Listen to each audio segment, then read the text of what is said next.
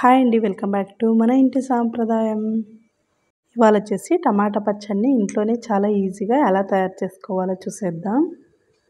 టమాటా పచ్చడిని ఎలా తయారు చేసుకొని వేడి వేడి అన్నంలోకి కొంచెం నెయ్యి వేసుకొని తిన్నట్లయితే టేస్ట్ అయితే చాలా అద్భుతంగా ఉంటుంది. వంట చేయడం రాని వాళ్ళకు కూడా ఈ పచ్చడిని చాలా ఈజీగా తయారు చేసుకోవచ్చు. టమాటా పచ్చడిని ఇలా తయారు చేసుకొని నిల్వ ఉంచుకున్నట్లయితే ఇంట్లో కూరలు ఏవి లేనప్పుడు అన్నంలోకి అప్పటికప్పుడు వేసుకొని చాలా టేస్టీగా తినేయచ్చు. ఈ టమాటా పచ్చడిని ఎలా తయారు చేసుకోవాలో చూసేద్దాం. ఇక్కడ వచ్చేసి ఒక 1/2 kg దాకా టమాటాలను తీసుకున్నాను. ఈ టమాటాలు వచ్చేసి మనకి ఎర్రగా పండినవైతేనే పచ్చడికి చాలా బాగుంటాయి. వీటిని శుభ్రంగా కడిగి పొడి క్లాత్తో తడి లేకుండా తూర్చుకొని ఆరబెట్టుకోవాలి.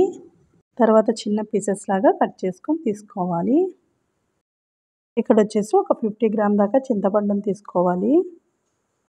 ఈ చింతపండులో పిచ్చుకలు పీచు లాంటివి ఉన్నట్లయితే తీసి పక్కన పడేసేయండి.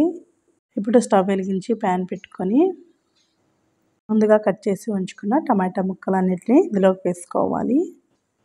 అలాగే చింతపండును కూడా ఇందులోకి వేసేసుకోవాలి. ఇందులోకి వాటర్ ఏమీ వేయకుండా ఈ చింతపండుని అలాగే టమాటా ముక్కల్ని మెత్తగా అయ్యేంత వరకు ఫ్రై చేసుకోవాలి. ఇవి వేయించుకోవడానికి సుమారు ఒక 15 మినిట్స్ దాకా బాగా టైం పడుతుంది. స్టవ్ని మీడియం టు లో ఫ్లేమ్లో ఉంచుకుంటూ ఈ టమాటాలని చింతపండుని మెత్తగా అయ్యేంత వరకు ఫ్రై చేసుకోవాలి. ఇప్పుడు 1 నిమిషం పాటు మూత పెట్టేసి ఫ్రై చేసుకుందాం. ఇలా మూత పెట్టి ఫ్రై చేసుకోవడం వల్ల తొందరగా ఫ్రై అవుతాయి. ఒక 50% దాకా ఫ్రై అయిన తర్వాత స్టవ్ని లో ఫ్లేమ్లోనే ఉంచుకొని గరిటెతో కలుపుకుంటూ ఫ్రై చేసుకోవాలి. అప్పుడే టమాటా ముక్కలన్నీ చాలా తొందరగా ఫ్రై అయిపోతాయి. ఇందులోకి చుక్క వాటర్ కూడా ఏమీ వేయకుండా ఒట్టి టమాటాలని చింతపండునే ఫ్రై చేసుకోవాలి. ఈ టమాటాలు చింతపండు మెత్తగా మ్యాష్ అయిపోవాలి. ఆ విధంగా ఫ్రై చేసుకోవాలి. చూడండి, వీడియోలో చూపించిన విధంగా టమాటా ముక్కలన్నీ బాగా మెత్తగా అయిపోయాయి. ఇలా ఈ టమాటా ముక్కల్ని చింతపండు అంతా గుజ్జు అయ్యేంత వరకు వేయించుకోవాలి.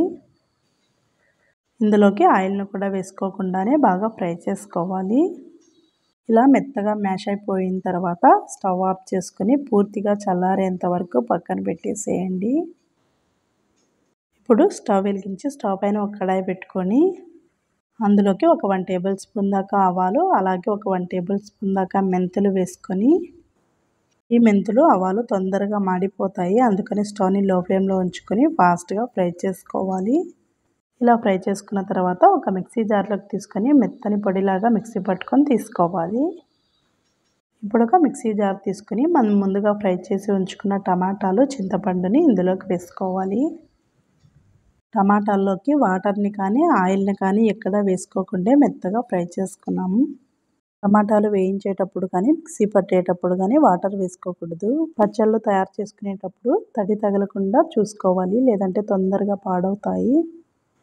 ఇలా టమాటా ముక్కల్ని చింతపండుని వేసుకున్న తర్వాత 1 కప్పు నిండా పొట్టు తీసుకున్న వెల్లుల్లిపాయలు అలాగే ఒక 1/2 కప్ దాకా రాళ్ళ ఉప్పుని వేసుకుంటున్నాను.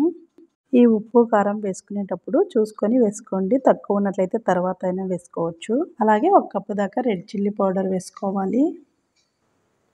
అలాగే ఒక 1 టేబుల్ స్పూన్ దాకా పసుపుని వేసుకొని ముందుగా వేయించి పొడి చేసుకున్న ఆవాలు మెంతి పిండిని ఒక 2 టేబుల్ స్పూన్ దాకా వేసుకోవాలి. ఇందులోకి వాటర్ ఏమీ వేసుకోకుండా మెత్తగా మిక్సీ పట్టుకోవాలి. ఇలా టమాటా పచ్చడిని మెత్తగా మిక్సీ పట్టుకొని తీసుకోవాలి. చూడండి, ఎక్కడ బరక లేకుండా ఈ విధంగా మెత్తగా మిక్సీ పట్టుకోవాలి. ఇప్పుడు ఒకసారి టేస్ట్ చెక్ చేసుకొని ఇందులో కారము ఉప్పు ఏమైనా తక్కువగా ఉన్నట్లయితే కొంచెం వేసుకోండి. ఈ పచ్చళ్ళు పిల్లలు కూడా తినేటట్టుంటే ఇందులో కొంచెం కారాన్ని తగ్గించి వేసుకోవడమే మంచిది. ఇలా మిక్సీ పట్టుకున్న తర్వాత ఈ మిక్సీ జార్ని పక్కన ఉంచుకోండి. ఇప్పుడు స్టవ్ వెలిగించి కడాయి పెట్టుకొని అందులో 1 కప్పు దాకా ఆయిల్ వేసుకోవాలి.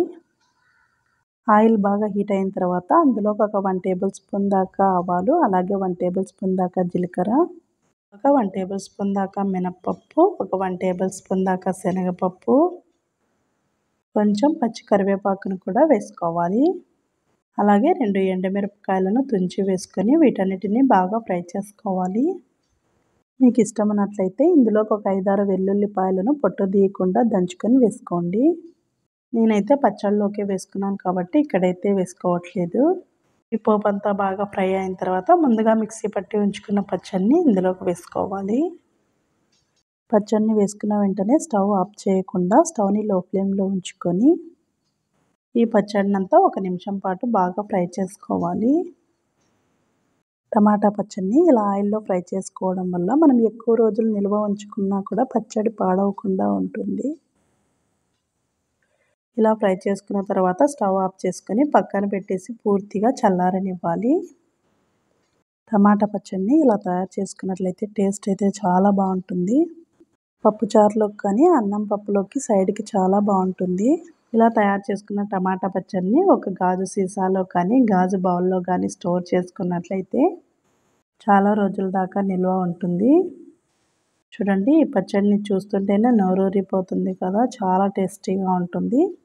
ఇప్పుడు టమాటాలు చాలా తక్కువ కాస్ట్లోనే చాలా బాగా దొరుకుతున్నాయి కాబట్టి టమాటా పచ్చడిని పెట్టేసుకోవచ్చు. ఈ టమాటా పచ్చడిని చాలా సింపుల్గా ఈజీగా ఇంట్లోనే తయారు చేసుకోవచ్చు.